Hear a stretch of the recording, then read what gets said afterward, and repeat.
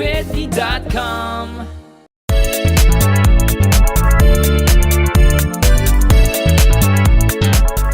Hey everybody, I'm Whitney Ullman and we are here at Golden Nugget behind the scenes for the Women's Forum, and I am with the one and only Brooke Shields. Stay tuned for our interview. I'm very impressed with the forum, and I'm impressed with its 25th birthday, and all the good that they've contributed to the community and to various charities over the years. That is just so important. That's the most important part to me, and is watching all these wonderful people assemble for such great causes. Well, last night, luckily, one of my best friends was doing stand-up, so we went to the Borgata, we went to Michael Simon's restaurant.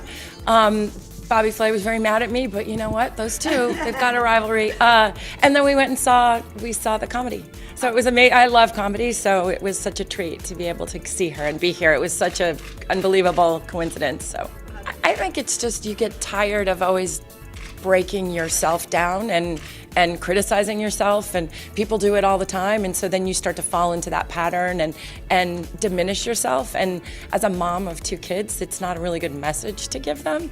And it took me a while, and then I've realized, I've never been skin and bones, but I've always been athletic and healthy, and I thought, you know what, that's who I am, that's the body I was given, and how can I make it the healthiest and the best? And then, my daughters were like, Mom, you look good in a bikini, and it was just the biggest moment for me, just to be able to celebrate myself rather than just cut myself down.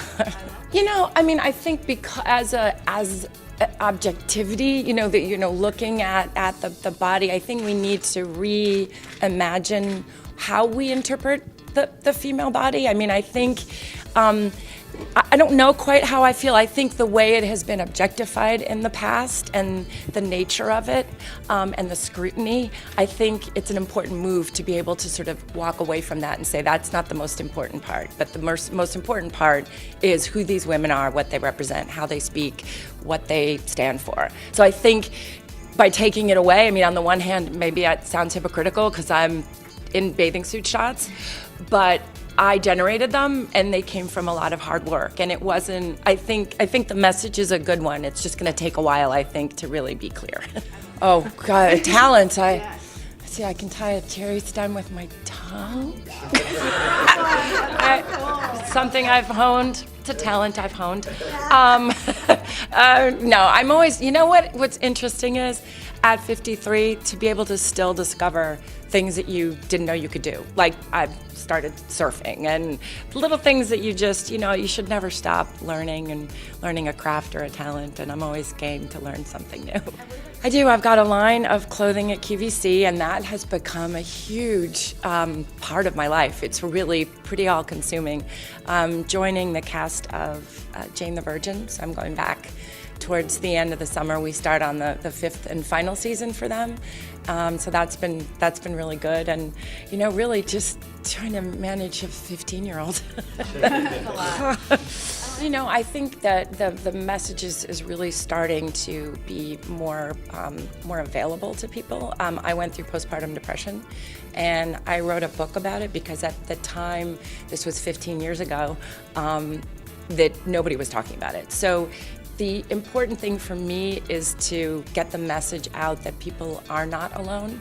It's a brilliant disease. It customizes its effect on people, and it's perfect. It's perfectly customized to each person, and the more we talk about it and the more we reach out and the less shame we have about it, don't be ashamed of it. It's chemical, it's biochemical.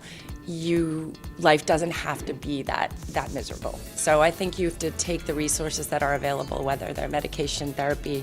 There's a myriad of different ways of treating depression, and it's hard to ask for the help.